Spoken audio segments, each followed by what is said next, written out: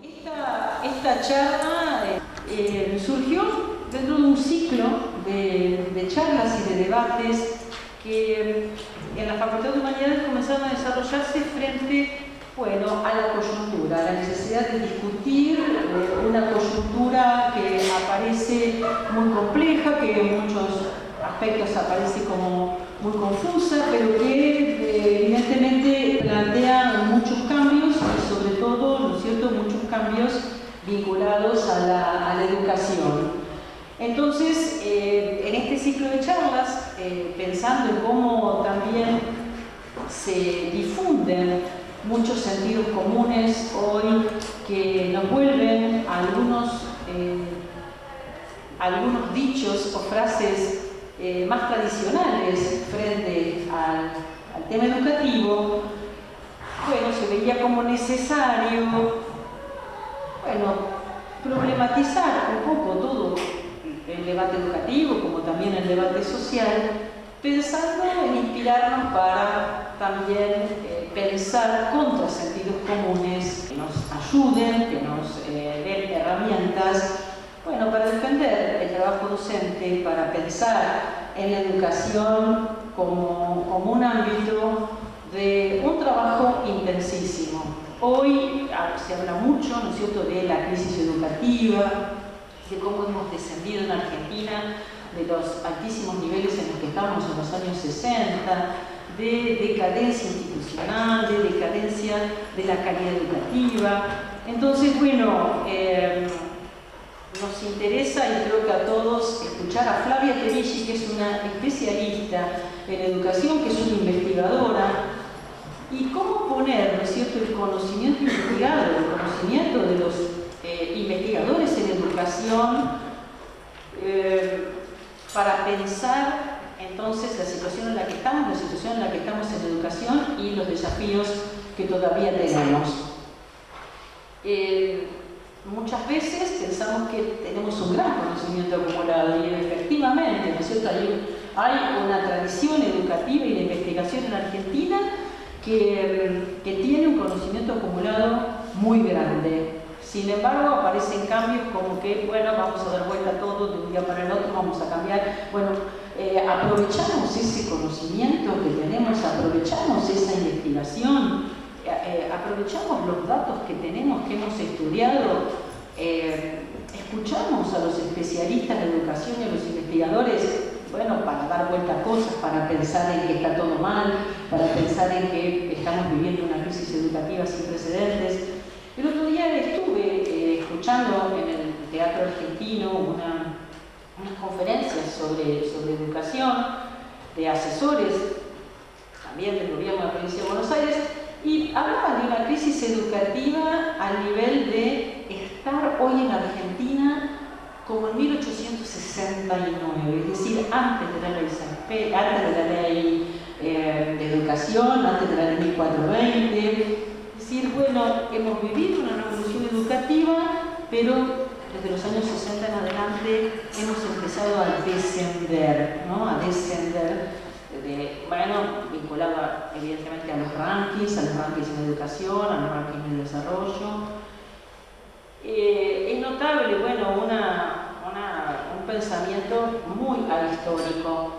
Tenemos hoy acá entonces a Flavia Terilli, que historiza los conocimientos y nos permite entendernos en ese trayecto, en esa dimensión, ¿no?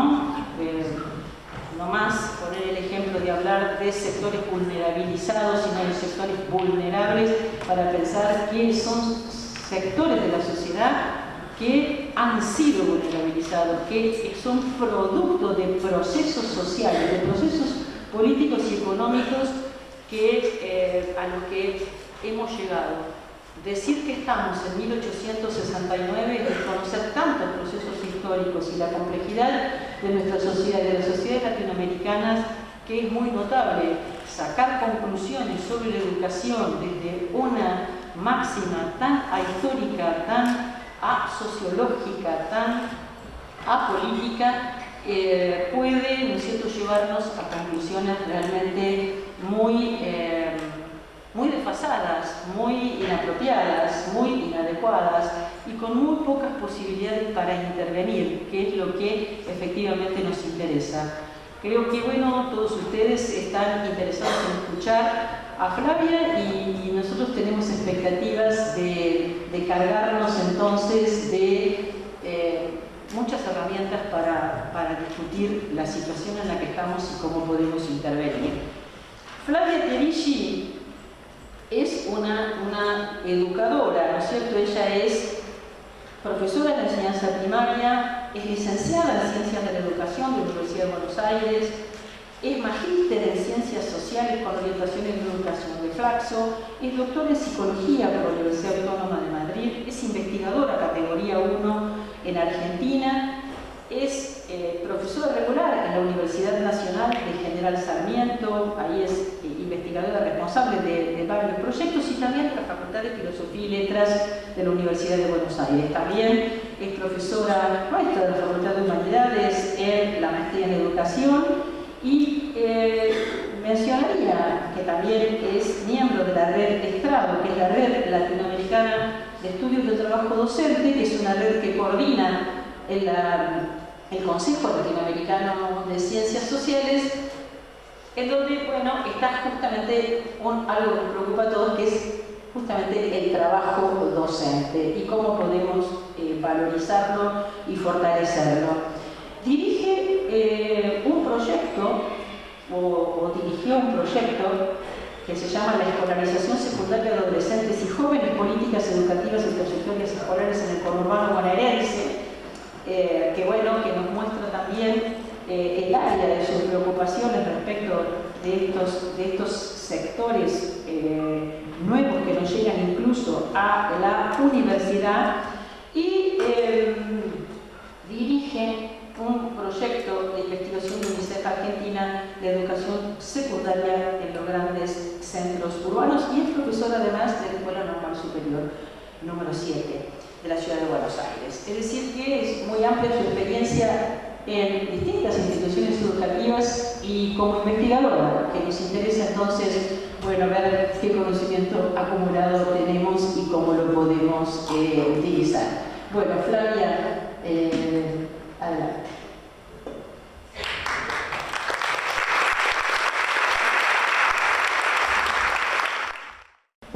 Hola, buenas tardes. Buenas tardes.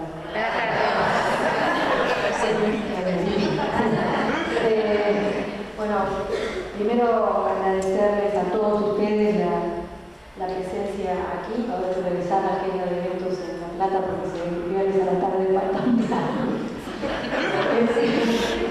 Hablando en serio, agradecerles mucho la presencia porque es un esfuerzo para muchos de ustedes, seguramente después de muchos días de trabajo, de estudio, estar aquí. También agradecerle a la universidad, donde hace ya varios años que efectivamente me desempeño en una de sus maestrías, que nos haya puesto a disposición este espacio, que es muy hermoso para que podamos tener esta actividad.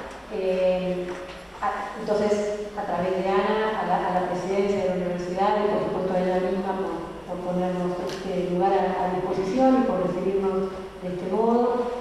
Se han nombrado a las distintas cátedras que parece que se han colegado para que yo esté aquí, a quienes por supuesto también agradezco. Y les cuento que cuando me hicieron la propuesta de plantear esta charla, un poco la preocupación era, y es una preocupación que solo se ha acentuado con el correr de los días, la preocupación era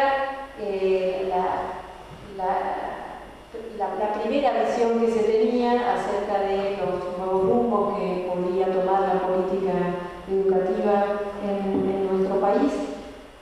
Quiero aclararles que yo no he sido una persona particularmente complaciente con las políticas educativas del periodo de gobierno anterior. Creo que hay muchas cosas que se hicieron que fueron muy importantes y muchas otras que quedaron por hacer, pero realmente pienso que estamos ante una situación en la cual es muy necesario que conversemos, analicemos argumentos, que discutamos algunas cosas, porque quizás por primera vez en mucho tiempo, no diría por primera vez en la historia de nuestro país, porque la verdad que no lo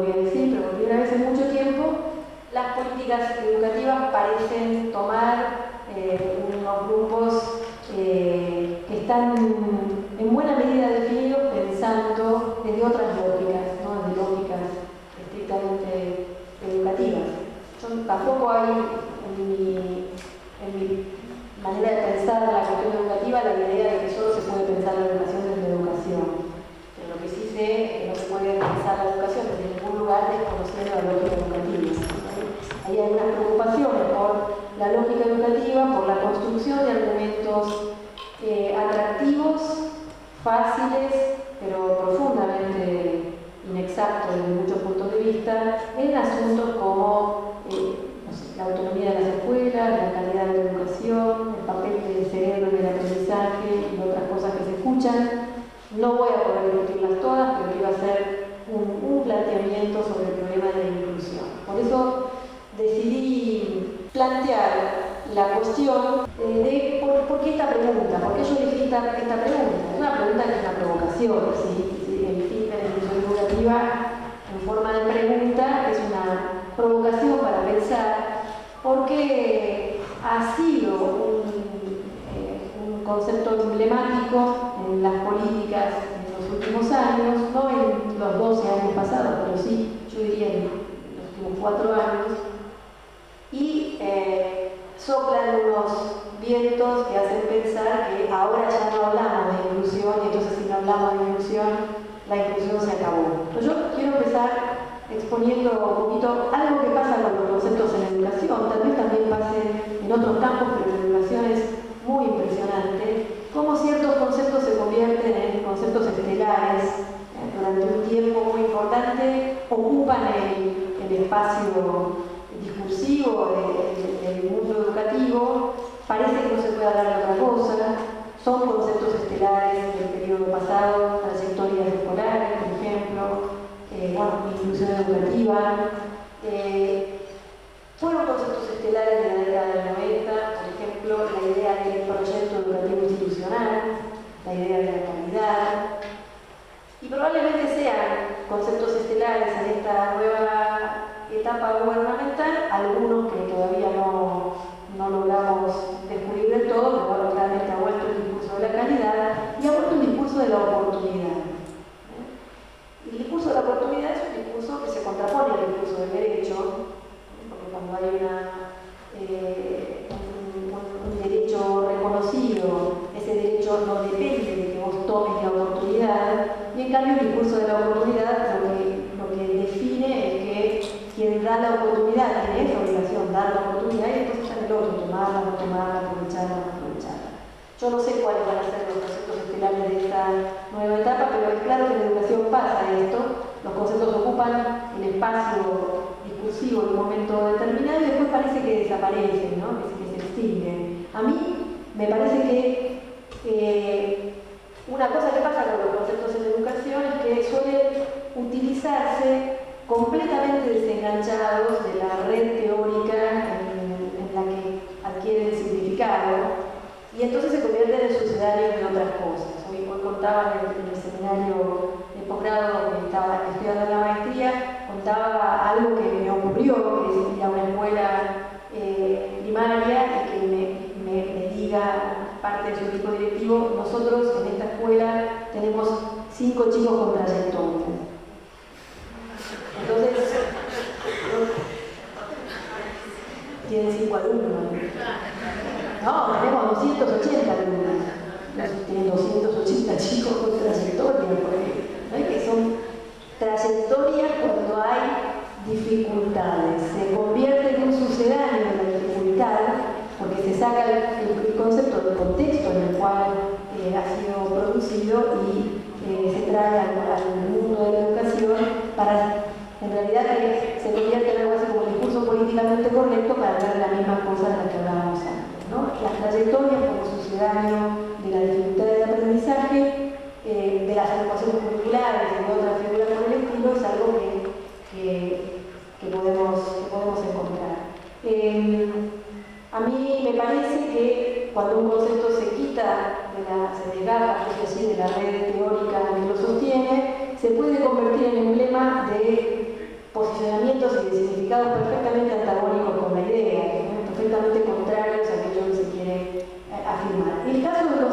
inclusión es un caso por el estilo. El concepto de inclusión no tiene su origen en la educación, tiene su origen en cierto tipo de análisis sociológico, particularmente en el ámbito europeo, y trabaja sobre una serie de significados que en la educación se han perdido y han sido de alguna manera transformados por la mera idea de asistencia escolar. Me parece que la inclusión es asistir a la escuela, y asistir a la escuela entonces sería lo que tenemos que hacer, lograr que la gente vaya a la escuela. Después, si la gente va a la escuela y no aprovecha la oportunidad que ir a la escuela le ofrece, entonces ya el problema está en el otro lado del asunto, ¿no? Yo quiero discutir este significado de inclusión. Quiero decir que la discusión que voy a dar, de todos modos, no pretende invalidar las prácticas que muchas personas de buena fe desarrollan en nombre de este concepto. Si alguien entiende que la inclusión es la asistencia escolar y trabaja denodadamente para lograr que los chicos vuelvan a la escuela, yo no estoy diciendo eso no es trabajar por la inclusión. Lo que estoy diciendo en todo caso es un concepto mucho más amplio, tiene un significado mucho más preciso también, y son esos significados sobre los cuales yo querría volver.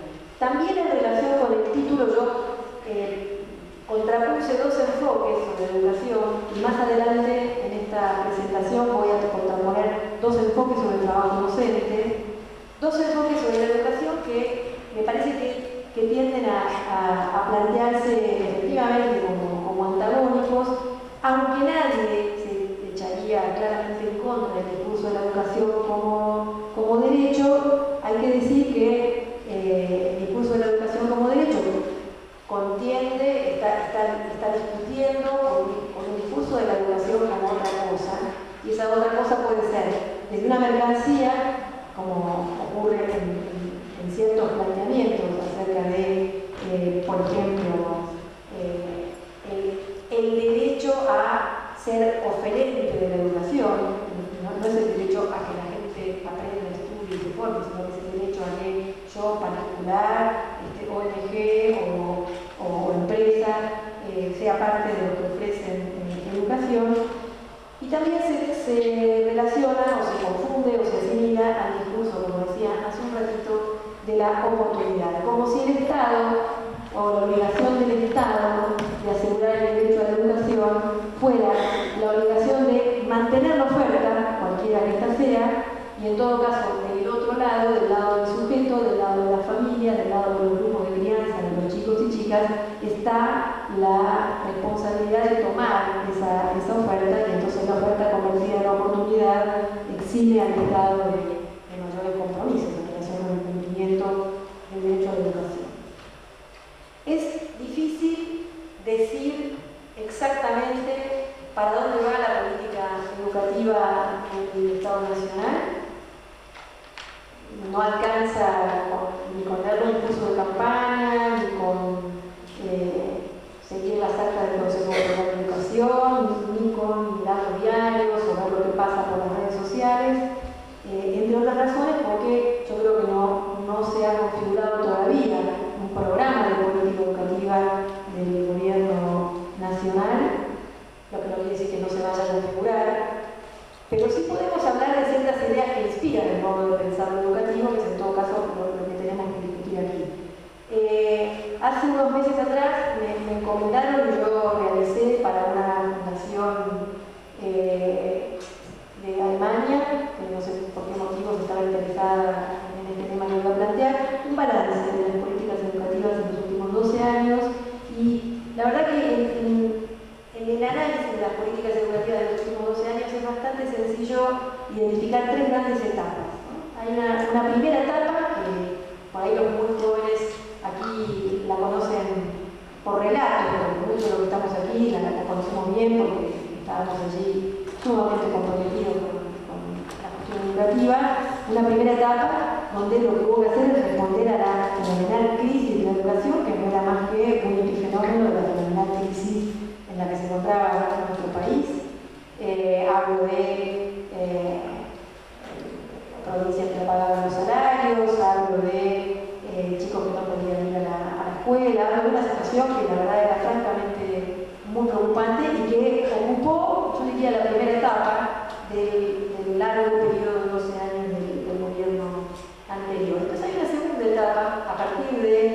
la aprobación de un conjunto de leyes, entre ellas la más importante, la Ley de Educación Nacional, pero también la Ley de Financiamiento Educativo, la Ley de Educación Técnico Profesional, la Ley de Garantía Salarial Docente, la cantidad de leyes que fueron reconfigurando el armado normativo de la educación argentina. Empezó un periodo que podríamos llamar de planeamiento. Y este periodo de planeamiento se tradujo en los planes nacionales de educación obligatoria, de los cuales hubo 2 en el periodo anterior. Y en ese balance yo decía, le toca al gobierno entrante, cualquiera que esté fuera, no sabía yo cuál iba a ser, le toca al gobierno entrante dar continuidad a ese trabajo de planeamiento porque el Plan Nacional de Educación Obligatoria termina a fines del 2016 y entonces para el 2017 ya había que tener un Plan Nacional de Educación Obligatoria nuevo para un nuevo periodo gubernamental. Normalmente eso lleva a un trabajo de planeamiento muy importante. El gobierno nacional logró en la última asamblea del Consejo Federal aprobar un nuevo plan de educación obligatoria y uno puede en ese plan ya sí empezar a leer, a analizar algunas de las orientaciones que toman el gobierno de la educación. El tercer periodo, yo creo que es este periodo que está más asignado por el concepto de inclusión, estoy volviendo al gobierno anterior, está más asignado por el concepto de inclusión y por la generación de una serie de programas y proyectos de política educativa que muchos de los que viven en este país ni siquiera conocían bien y de los cuales han tomado noticia por los periódicos anuncios de cómo se van desmontando esos programas que hemos escuchado en los últimos 4 o 5 meses con mucho detalle. Programas como las orquestas o programas como el Plan FINE, programas como los CAE, los CAE. Yo sé que entre ustedes sabrán que les están pensando, no es del todo cierto que estos programas se hayan desarmado, y es verdad que no es del todo cierto que se han desarmado, pero hay algo que ha cambiado mucho, y es la decisión de que en lugar de ser programas que el Estado Nacional impulsa y sostiene, se convierte en la propuesta del Ministerio de Educación de la Nación en una serie de ofertas que el Ministerio le hace a las provincias para que estas seleccionen de todo eso cuáles son aquellos programas que les interesan sostener, en qué escala, de acuerdo con los presupuestos que se les pueden asignar, etc. Hay algo ahí de la direccionalidad del Estado Nacional que empieza a cambiar.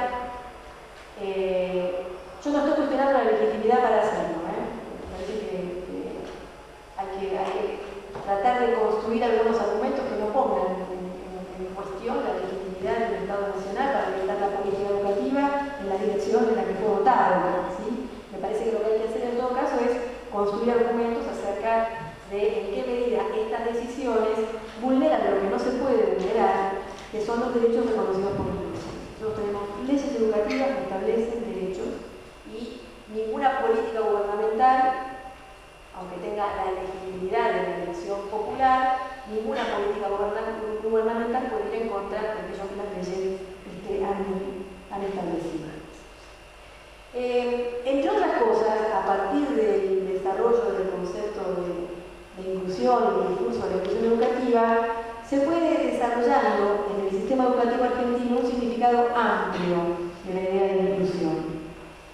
Frente a aquel significado restringido de la inclusión como acceder a la escuela, lo que ha ido ocurriendo en los últimos años es que se ha ido avanzando en la discusión educativa, en la discusión político-educativa, un significado de inclusión cada vez más amplio y que yo voy a presentar en 5 ideas que me parece que son aquellas que tenemos que mirar atentamente cuando se habla del derecho a la educación y entonces de la inclusión educativa como la manera en la cual vamos a hacer lo que sea necesario para garantizar el derecho a la educación.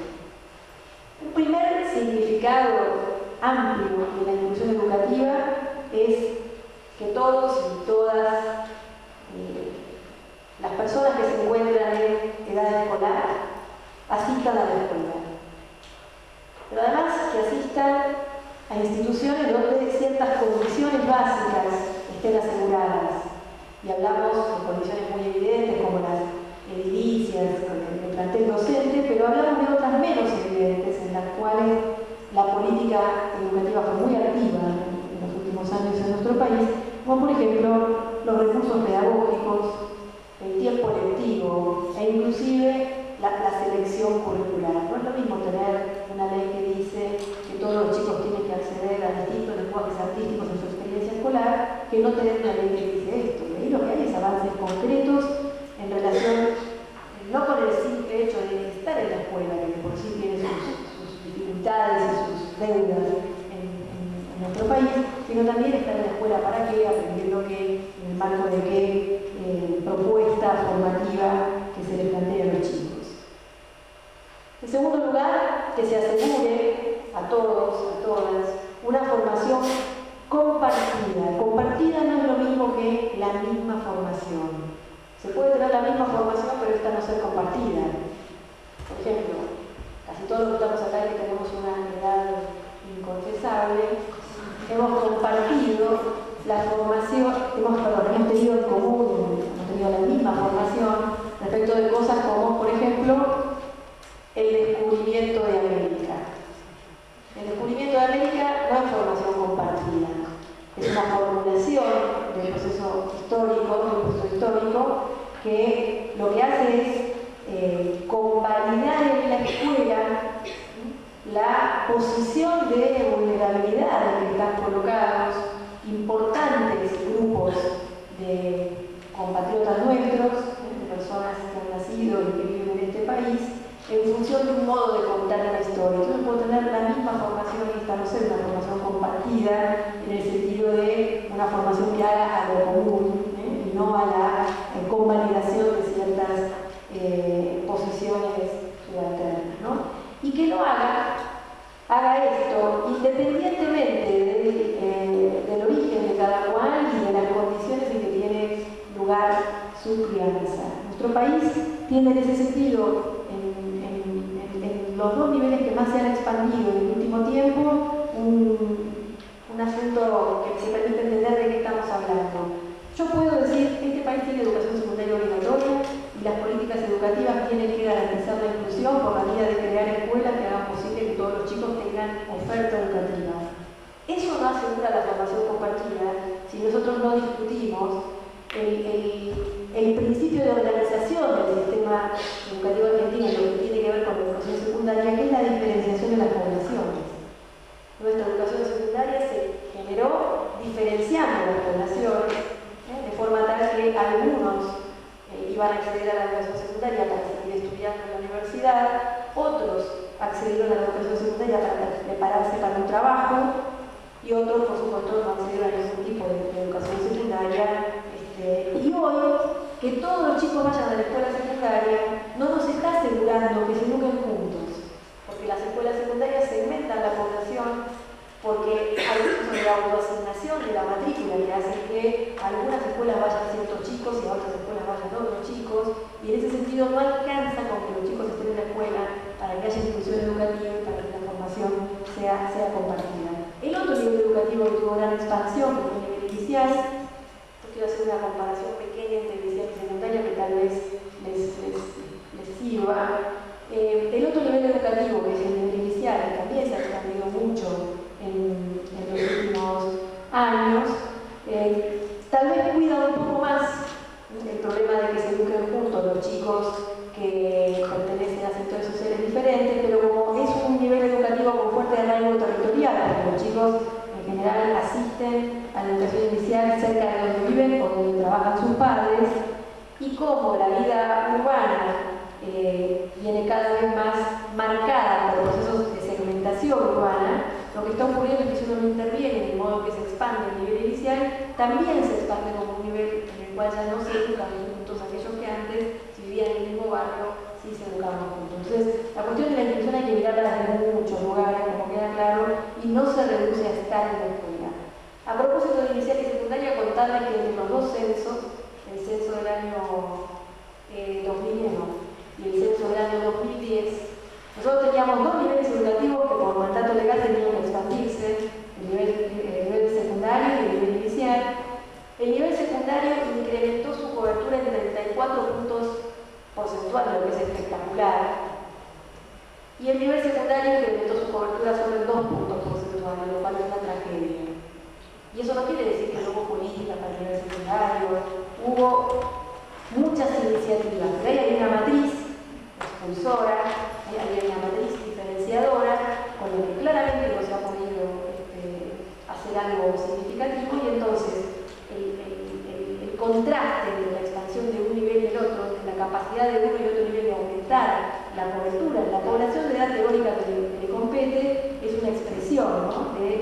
distinta cultura que tiene cada uno de estos niveles frente justamente al problema de la inclusión.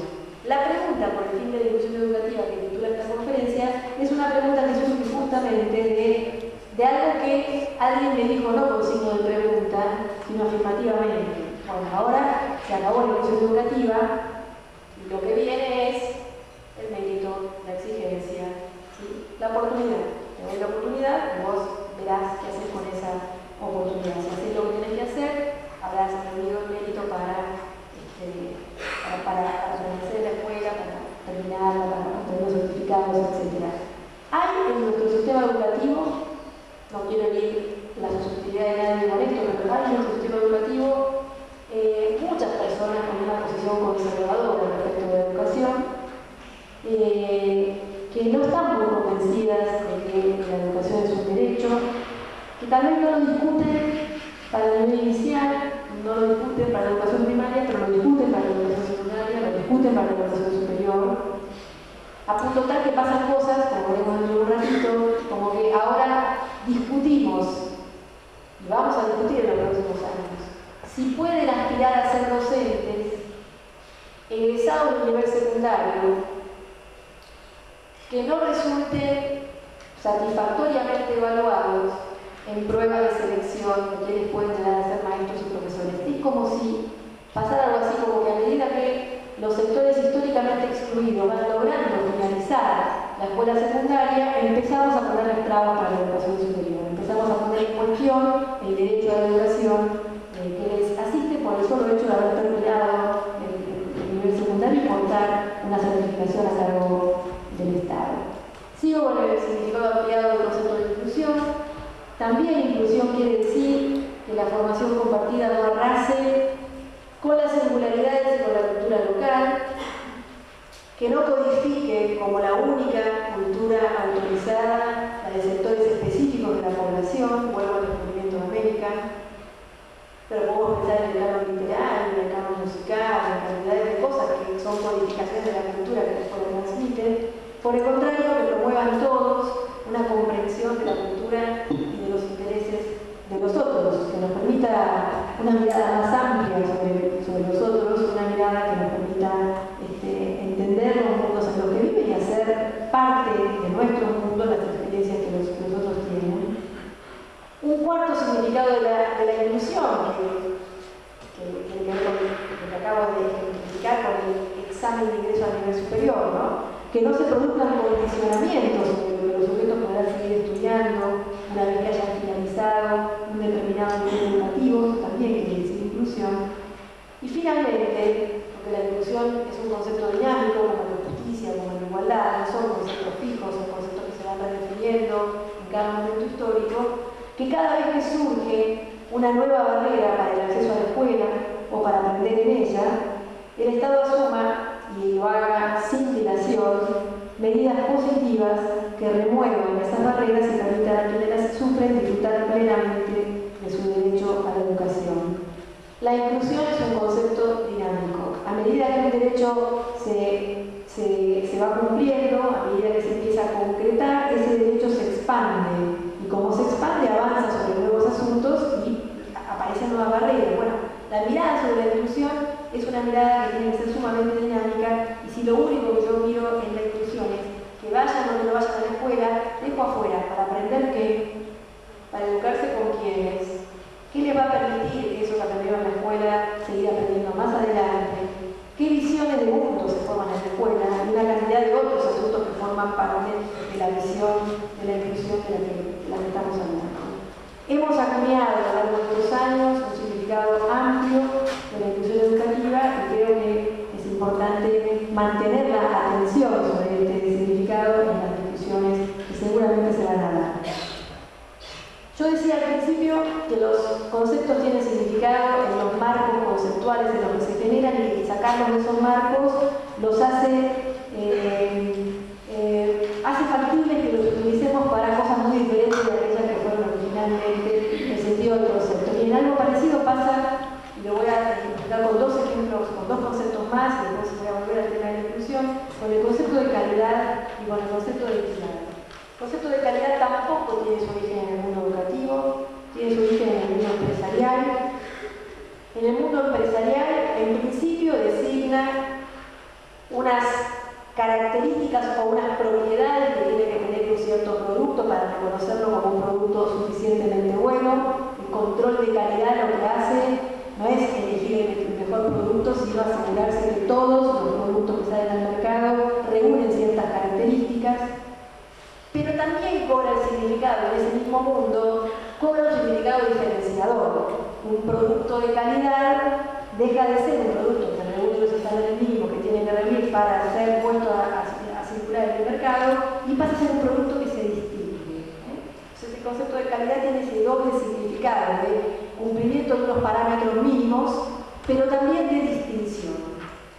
Y en educación, el concepto de calidad ha sido tomado con toda esa ambigüedad, con esa ambigüedad de todos versus los mejores.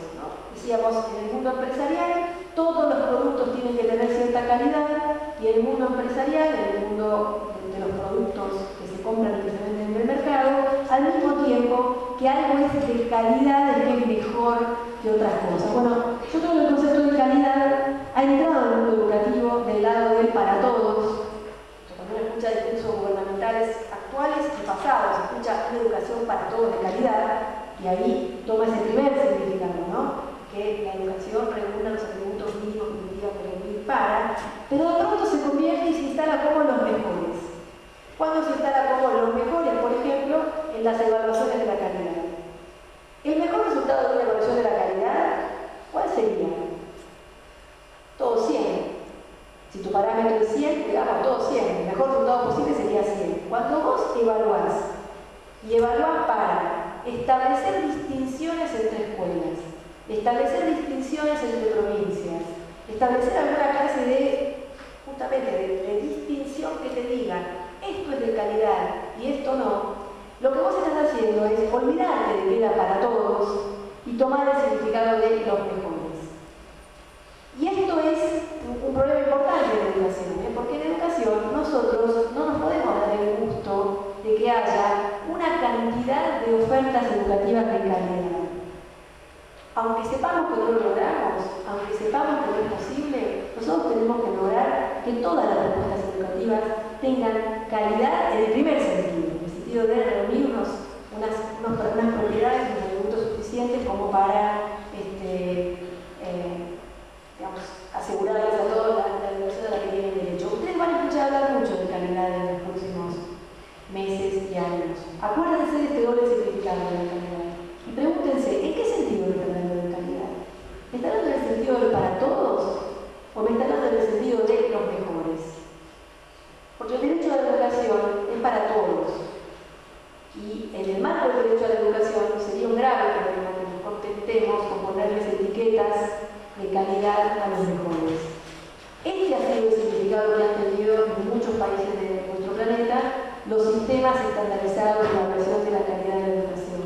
Hasta el punto que hay países en los cuales el diseño técnico del sistema, miren lo que hace, saca de los resultados, cuando dice tal país tiene tal resultado en tal prueba, saca de los resultados aquellos ítems que la enorme mayoría de los que respondieron a la prueba pudieron responder.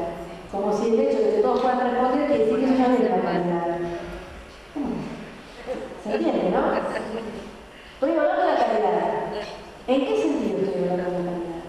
Si quito de mis resultados aquellas cosas que todos pudieron responder. Eso ya no es calidad, eso ya es otra cosa. Eso es para mirarlo con cuidado. Entonces, estén atentos porque este es un debate que se viene, el debate acerca de qué es la calidad y la idea de que la calidad es esta cosa para distinguir a los que están arriba en alguna escala. Lo mismo pasa con la cuestión de la equidad.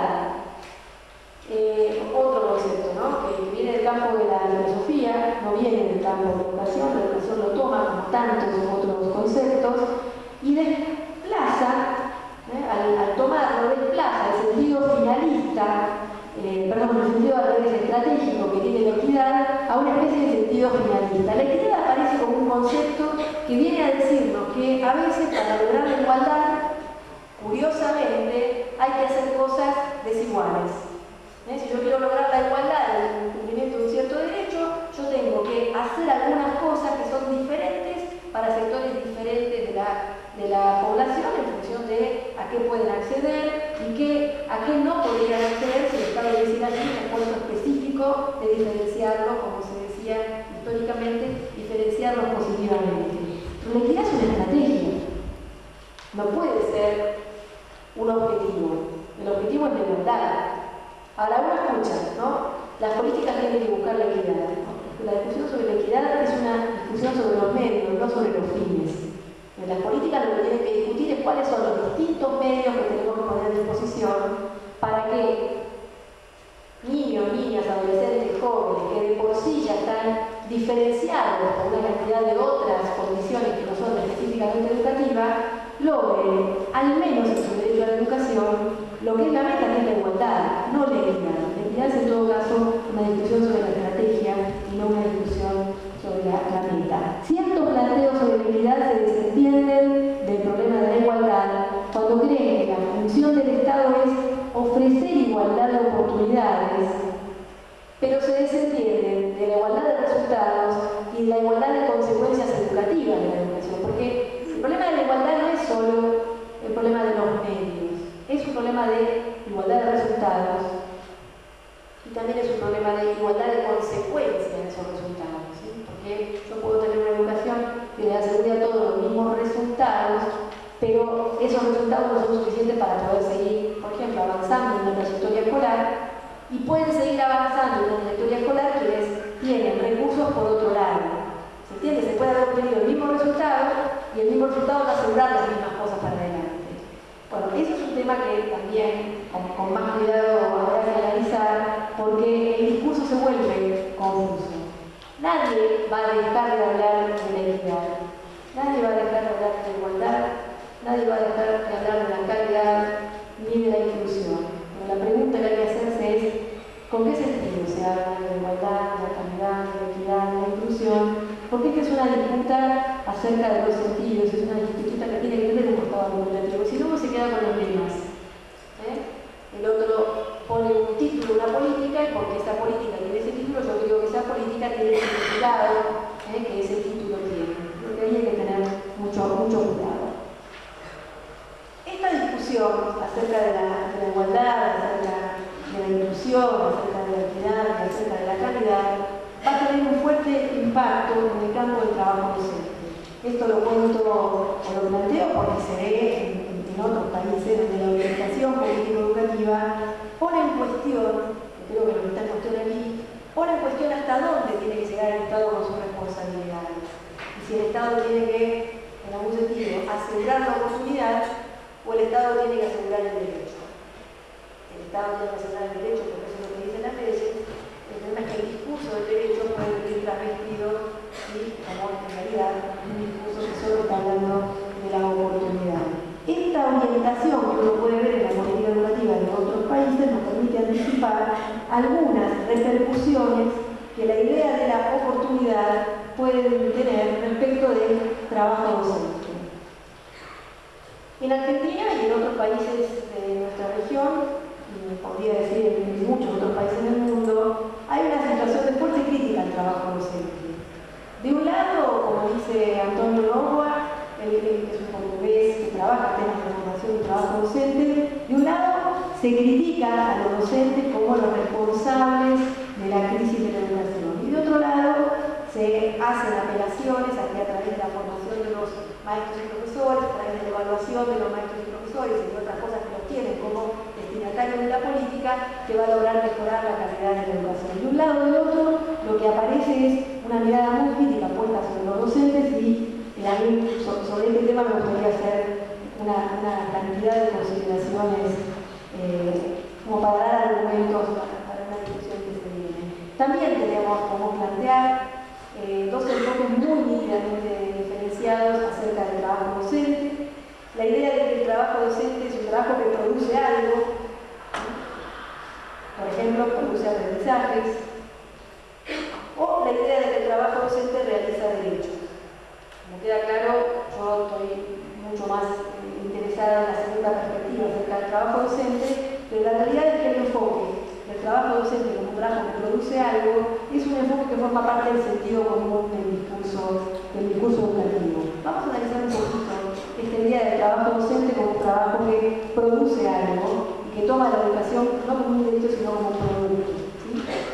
En ese discurso del trabajo docente como algo que produce, tenemos una lectura del problema de la educación, donde el problema de la educación es la baja calidad del trabajo de maestros y profesores. Como los maestros y profesores no realizan un buen trabajo, el producto que tienen que ofrecernos, que es la educación, es un producto de baja calidad. Si esto es así, si yo analizo de este modo el problema de la educación y digo que la educación es de baja calidad por el trabajo de los maestros y profesores, entonces la mejora de la calidad de la educación proviene de la suma de la mejora en los desempeños individuales de los maestros y profesores. Lo que tenemos que lograr en esta perspectiva del trabajo docente y de la educación como producto es que mejore individualmente el desempeño de cada uno de los maestros y profesores para que del resultado de la suma de todo eso tengamos como efecto la mejora de la educación. Para eso, para lograr, en esta lógica de razonamiento, ¿no? Para lograr mejores desempeños individuales de los maestros y profesores, lo que yo tengo que lograr es que yo tengo que promover es que las formas de regulación del trabajo promuevan la competitividad y ofrezcan reconocimiento y remuneraciones adicionales, diferenciadas, a aquellos que logran mejores productos. No estoy inventando un mundo que no existe, ¿eh? Hay países del mundo donde la política del sector docente es una política de evaluación de los desempeños individuales y de promoción de cambios en los desempeños individuales a través de, por ejemplo, incentivos económicos, remuneraciones diferenciadas, remuneraciones y reconocimiento adicional para aquellos que logran mejores productos. ¿Y cómo sé que lograron mejores productos? ¿Cómo sé que un docente logró un mejor producto en esta lógica? El referente de buen desempeño individual son los resultados que obtienen los alumnos de esos docentes en evaluaciones estandarizadas. Ese mundo existe. Ese mundo tiene algunos apoyos en políticas pasadas, en este país ha habido sistemas de evaluación en la calidad de educación por medio de pruebas estandarizadas, ha habido aplicación de pruebas PISA, ha habido aplicación de pruebas internacionales, no solamente de pruebas nacionales como el objetivo nacional de evaluación y normas, sino también de pruebas internacionales. Ha habido publicación de resultados, ha habido comparaciones interjurisdiccionales y regionales en función de los resultados, con lo cual hay una sensibilidad que se ha ido construyendo a lo largo del tiempo como para pensar que el indicador de la calidad de la educación son los resultados en las pruebas estandarizadas. Yo quiero decir que las pruebas estandarizadas evalúan ciertas cosas, dan un tipo de información. Yo nunca podría decir que las pruebas estandarizadas no dan ninguna información que tenga algún valor, pero la pregunta es si esa información es la educación. Esa es la discusión. Si la educación que un país promueve se puede expresar adecuadamente de manera principal por medio de los resultados de pruebas estandarizadas. Yo estoy convencida de que no. Y además les puedo agregar alguna información relevante. Por ejemplo, hace ya 10 años se hizo en el Reino Unido una encuesta a profesores de educación secundaria en materias como física, química, biología, lo que se llama ciencias naturales, preguntándoles en qué habían cambiado la enseñanza después de tantos años, que son muchísimos, mucho más años que acá, de aplicación de pruebas estandarizadas, en el caso de Inglaterra y del país de Gales, era esta encuesta. Y los profesores decían que ellos habían dejado de hacer dos cosas. Habían dejado de ir al laboratorio y habían dejado de hacer lo que acá llamaríamos experiencias directas. Y a la pregunta de por qué, la respuesta era porque eso en las pruebas no se evalúa. Entonces, una pregunta es si las pruebas son un reflejo de la calidad de la educación de un país. Esa es una pregunta. La otra pregunta es, ¿qué efectos tiene sobre la enseñanza la reducción de la calidad de la educación a los resultados de las pruebas? Y el efecto que tiene es un efecto de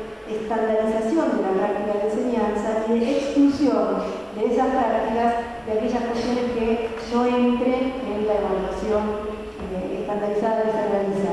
En una de las entrevistas en esa investigación, un profesor decía: yo paso mucho tiempo en el laboratorio haciendo que los chicos aprendan, por ejemplo, a manejar un microscopio, y después la prueba lo que les pide es que pongan los nombres de las partes del microscopio. La verdad es que si me van a evaluar por la capacidad de los chicos de poner los nombres a las partes del microscopio, ¿qué sentido tiene el trabajo que yo desarrollo en las largas horas que puedo pasar en el laboratorio? Piensen, por ejemplo, cómo restringe la evaluación de la lengua, la evaluación del aprendizaje de las prácticas del lenguaje, que las pruebas estandarizadas sean en general pruebas escritas.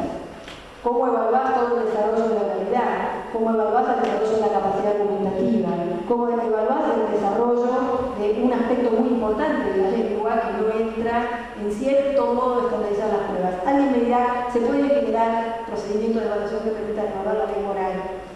En una prueba estandarizada eso tiene un límite. Lo que se puede evaluar tiene un límite. No digo que no sirve, ¿sí? Lo que digo es, no puede ser la manera que tengamos de hablar de la educación o de la calidad de la educación en un país como el nuestro, ¿no? Evaluar, como decían tantos textos clásicos, evaluar también es poner en valor. Y lo que yo evalúo es lo que yo valoro. Si hay cosas que no las evalúo, lo que estoy diciendo es, esas no son parte de la calidad de la educación.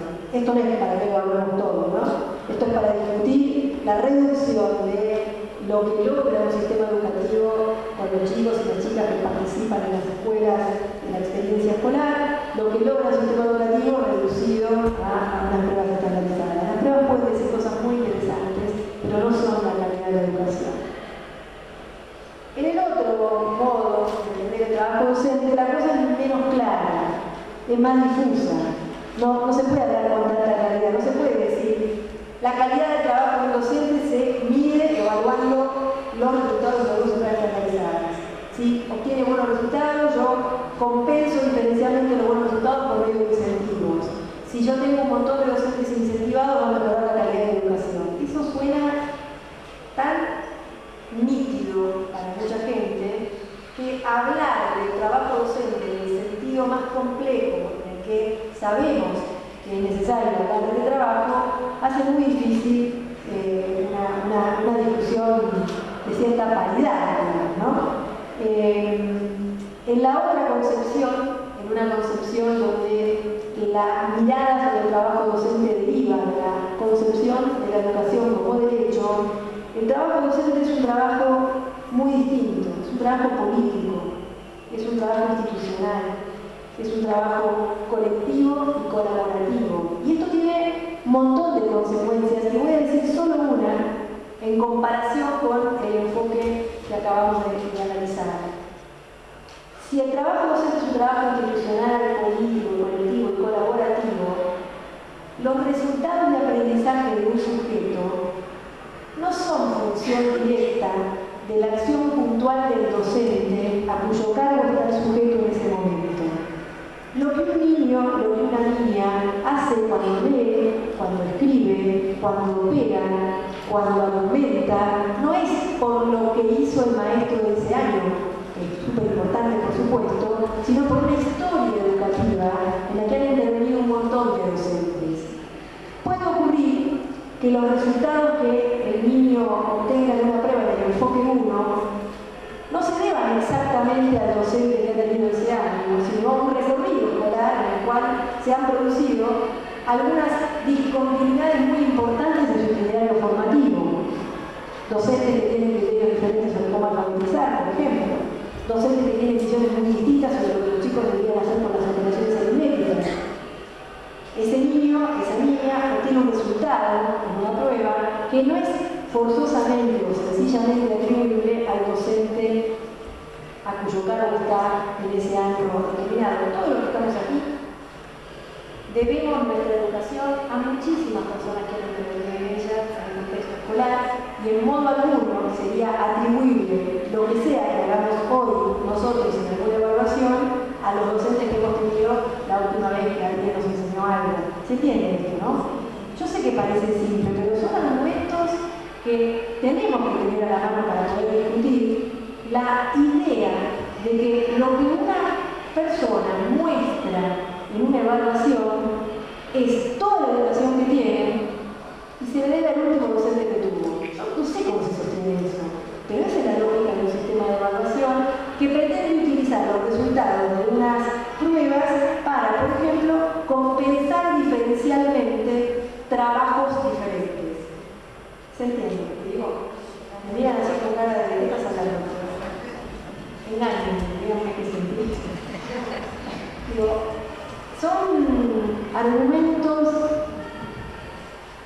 que me resulta muy importante que los puedan entender, no necesariamente que los compartan, pueden no compartirlos, pero sí que los puedan entender, porque desarman algunas formas muy simplificadas de plantear lo educativo. Yo creo que hay muchas formas simplificadas de plantear lo educativo, y la forma simplificada de plantear lo educativo lo que tienen de atractivo es que parecen decirnos que el complejo problema de la educación tiene unas soluciones simples, lo que pasa es que no se le ocurrieron a que hasta ahora había estado gobernando o lo que fuere.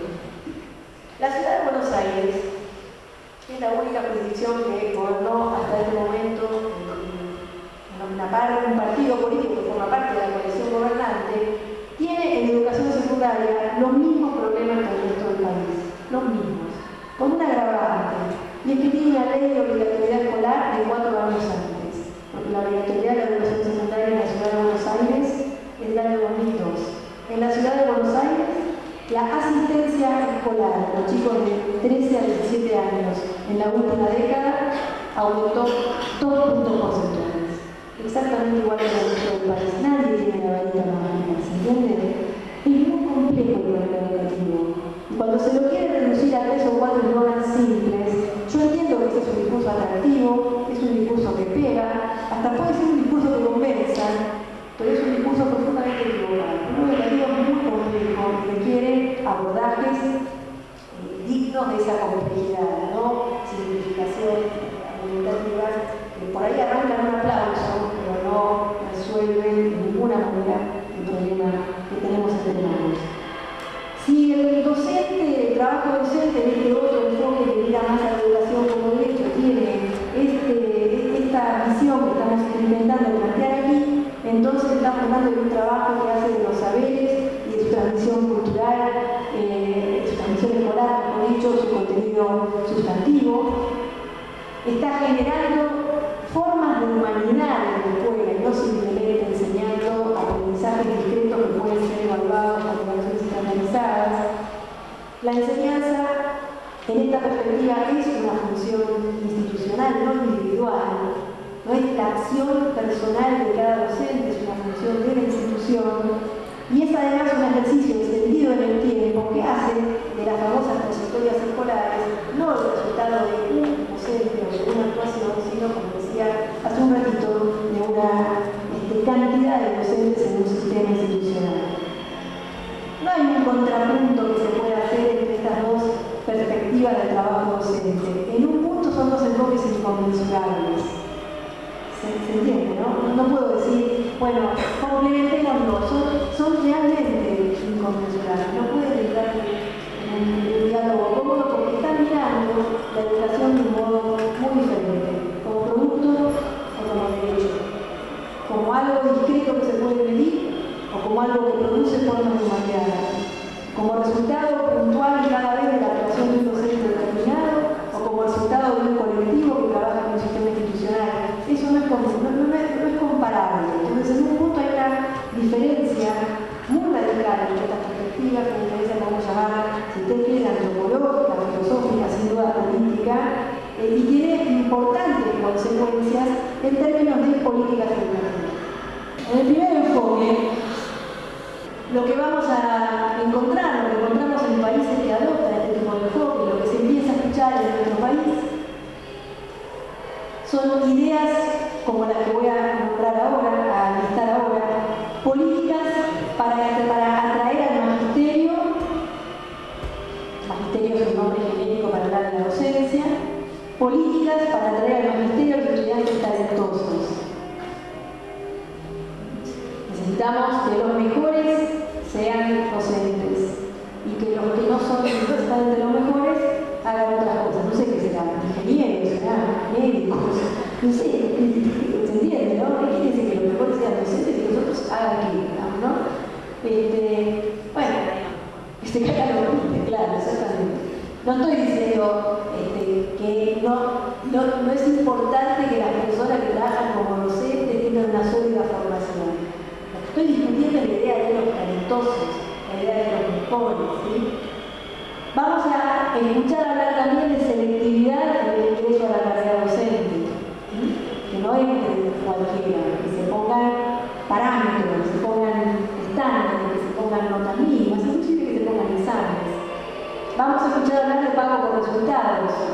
Y es un argumento que en los sectores de la población que no son de la docencia, es un argumento que puede ser un atractivo, porque en muchos trabajos se pagan por resultados, en muchos trabajos se paga por productividad.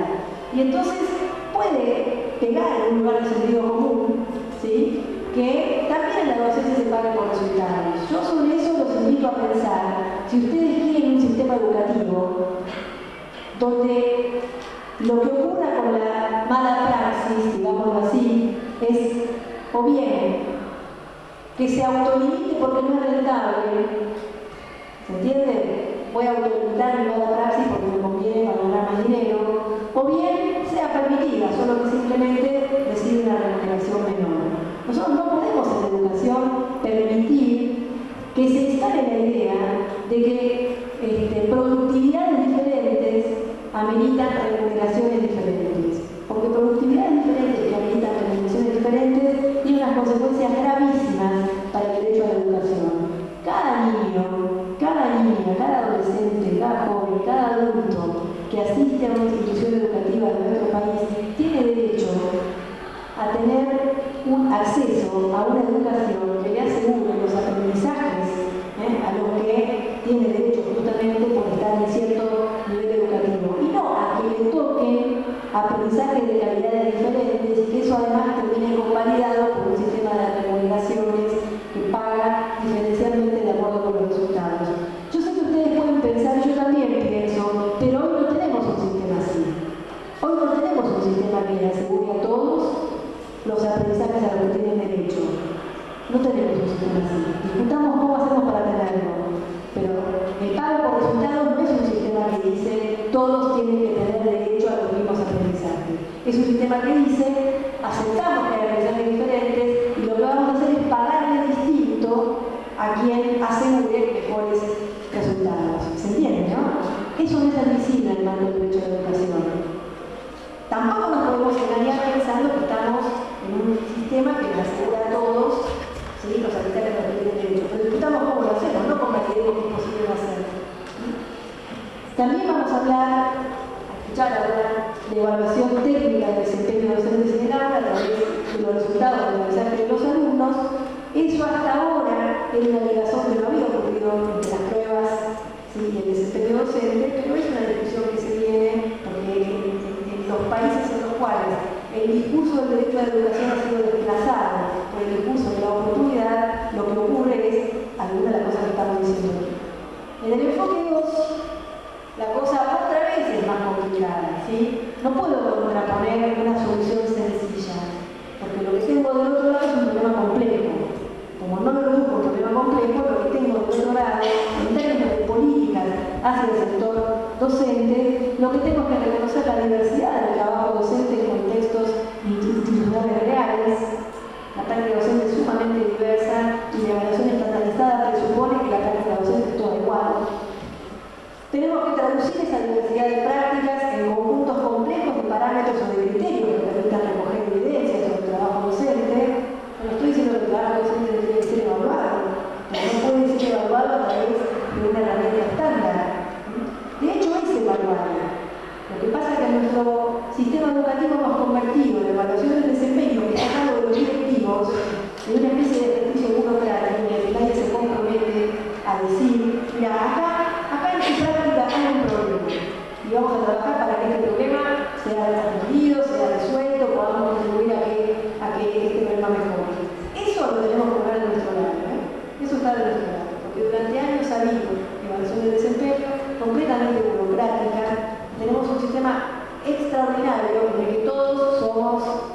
sobresaliente. Lo cual eso es contrasentido, ¿no? Todo sobresaliente no es posible, ¿no? Diseñar sistemas locales de desarrollo profesional, cuando digo locales no digo acá en los municipios, digo atentos a las circunstancias locales en que se desarrolla la práctica docente y discutir finalmente el trabajo docente en relación con sus condiciones. Todos sabemos que nuestro sistema educativo se produce en las trayectorias escolares de los sujetos, circuitos por los cuales hay escuelas que son expulsoras de aquellos que tienen dificultades para aprender los ritmos de las formas que la escuela lo propone, y escuelas que son receptoras de esa población expulsada de las otras. Yo tengo que evaluar el trabajo de esos profesores y además con esas condiciones. Si yo hago un comparativo con una prueba estandarizada entre esa escuela y la expulsora, adivina a cuál le va a ir bien.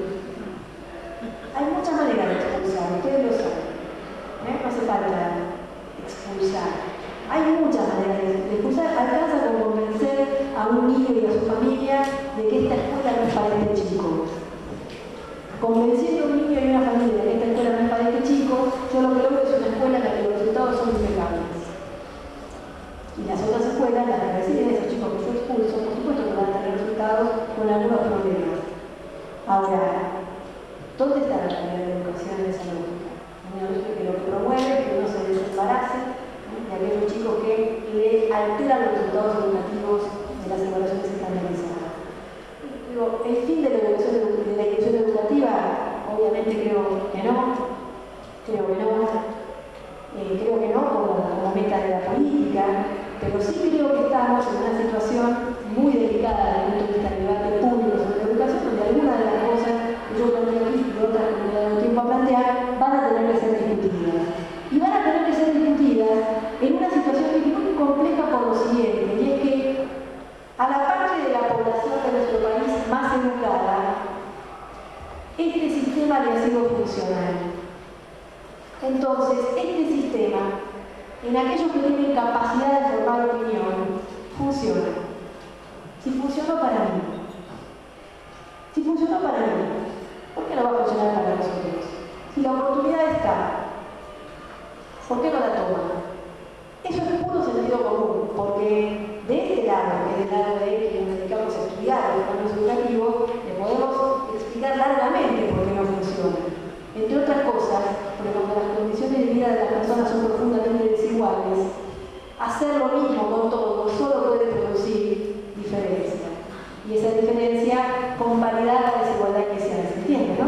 Yo tengo una maquinaria que hace lo mismo con todos, pero lo que ingresa, digamos, viene de oportunidades muy desiguales desde el punto de vista del acceso, por ejemplo, a la escritura, a la lectura, a portadores numéricos, a expresiones artísticas. Si el ingreso es muy desigual, estamos lo mismo, con todos al mismo tiempo, lo único que puede salir del otro lado es desigualdad. Pero eso no es sentido común, eso es un análisis complicado de la cuestión educativa, porque la cuestión educativa se entiende mucho mejor si yo digo que a todos les di la misma oportunidad y que algunos lograron mejores resultados que otros porque han hecho más mérito. ¿Se entiende esto? Bien. Creo que estamos ante los mismos desafíos, los mismos de antes, no han cambiado, solo que están en todo caso complicados por un escenario de debate que puede hacer de todo esto tan complejo una cuestión aparentemente muy simple. Nosotros tenemos que seguir pensando en todas las formas de la exclusión educativa, que no son solo no estar en la escuela, que son también, por ejemplo, situaciones como estar varios años en la escuela y finalmente abandonar, situaciones como participar de una escolaridad de baja intensidad porque no hay clases, porque no hay materiales, porque voy muchas menos horas, porque el aula estaba agotada, y entonces lo que ocurre es una relación con la escolaridad de muy baja intensidad.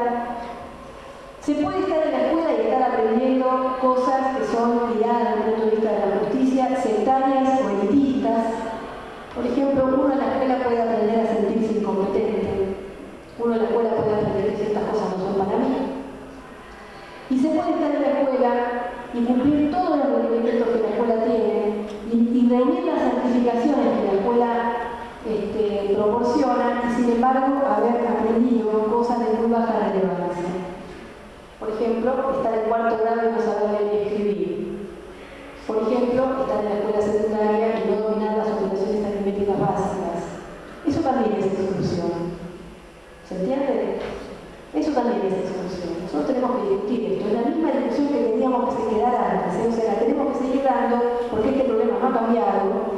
Y en todo caso, preguntarnos cómo hacemos para pasar de una situación en la que hoy en día resultan incumplidos los derechos educativos de muchos chicos, de muchos niños, de muchos adolescentes, de muchos jóvenes, hacia un sistema educativo que asegure trayectorias educativas continuas y además completas y que además permita que los chicos participen en proyectos educativos que los preparen para vivir en sociedades más complejas y más plurales. La verdad es que la cosa no ha cambiado, los problemas son los mismos. Lo que está quizás cambiando es una situación de mucha adversidad para el discurso de la educación como derecho, pero tenemos en todo caso a favor del discurso de la educación como derecho, que es un discurso reconocido en las leyes. En ese sentido, última cosa para no dejarse engañar con una prédica sobre la inclusión, porque la inclusión no es una prédica. La inclusión no es algo que predicamos, no es algo de lo que se habla. La inclusión no es una mera sensibilización hacia la diferencia. La inclusión educativa requiere políticas, las políticas son estatales. Esto quiere decir entonces requiere políticas estatales, no es un tema menor en este contexto, requiere políticas estatales de defensa explícita de los derechos educativos, no solamente en las reclamaciones, no solamente en las declaraciones, no solamente en lo que se dice, sino también en las iniciativas concretas y en las modalidades de las prácticas que se promueven. No dejarse engañar con el discurso, el sentido de la política se ve en el discurso, pero también se ve en las prácticas. Y al respecto, y esto sí es lo último que digo, a ver si podemos abrir algún espacio de intercambio, nosotros podemos manejar, me parece que 3 hipótesis de política educativa. Yo diría que la década pasada es una década donde la hipótesis ha sido la hipótesis del planeamiento, la idea de que si desde la macropolítica se impulsaba el cambio organizacional iba a promover el cambio en las prácticas. Pienso, por ejemplo, en los planes de mejora de la educación secundaria, ¿no? Como un modo de favorecer a través de los recursos algunos cambios en la organización escolar, pensando que eso iba a repercutir en el cambio en las prácticas. Nosotros ya sabemos que es relativamente más sencillo cambiar aspectos de la organización escolar que cambiar las prácticas, y ahí tenemos una pregunta que tenemos que procurar responder. Yo creo que la hipótesis de política educativa que es más afín al gobierno actual es la segunda hipótesis, que es la hipótesis de la autonomía institucional, la hipótesis de que en verdad la función del Estado es asegurar las condiciones para que cada escuela cuente con la autonomía suficiente para hacer las cosas que entienda que tiene que hacer para mejorar la calidad de la educación. Hay que decir que la hipótesis de autonomía supone del otro lado una suerte de capacidad instalada para hacer ciertas cosas que está lejos de ser la situación de la mayor parte de las escuelas en nuestro país.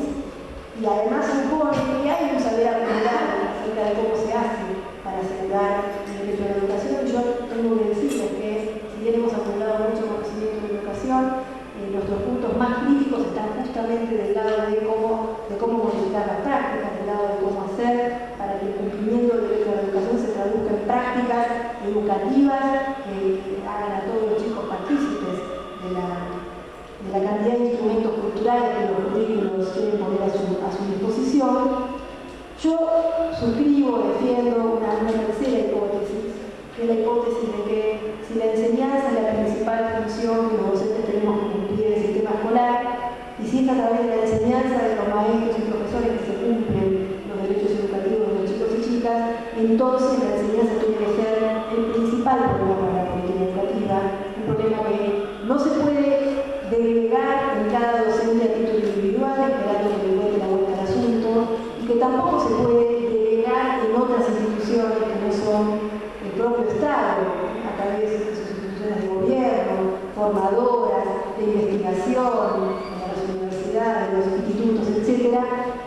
no se puede delegar en otras instituciones, aunque muchas de ellas puedan, por supuesto, tener interés directo en ocuparse de la enseñanza. En esa lógica de política educativa, la enseñanza es un asunto principal para el Estado, y yo creo que esa es la discusión que se viene.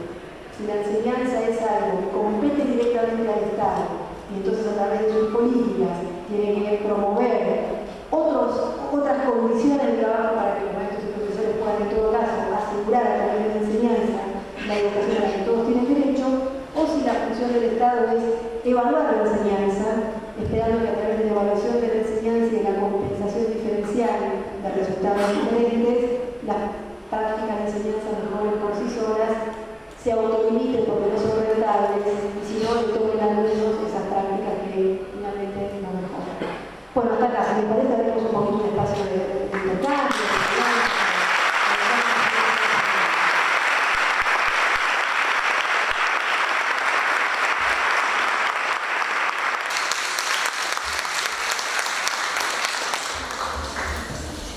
No sé si estuve clara. Cuando preparaba, me preguntaba, muchas cosas de las cuales yo vengo pensando hace mucho, pero ¿cómo construir, que un poco es el propósito de este cuento, ¿no? ¿Cómo construir algunos argumentos que no nos pongan en un lugar de no poder hablar con lo que piensan muy distinto de nosotros? No sirve no poder hablar, no sirve el epíteto, no sirve la descalificación del argumento del otro, porque el otro está parado en un lugar argumental. Y nosotros lo que tenemos que hacer es discutir en ese lugar argumental, no limitarnos a poner una etiqueta. ¿Se entiende esto, no? Yo creo que al argumentar también aprendemos más sobre aquello que nosotros pensamos de la educación, pero también le damos al otro la posibilidad de entrar en el diálogo, en el que es necesario entrar para que no cometamos errores muy importantes.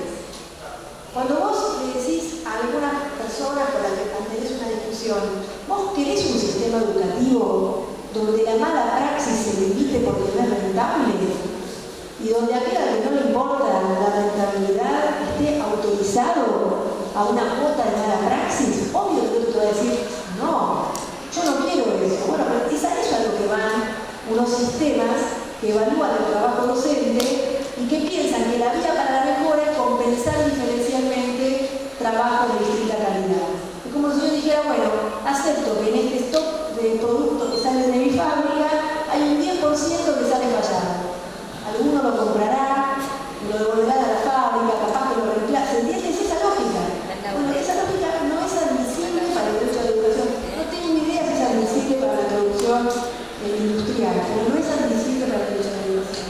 Ahora, mi pregunta, mi problema, mi desafío con ustedes acá es, ¿cómo hacemos para argumentar?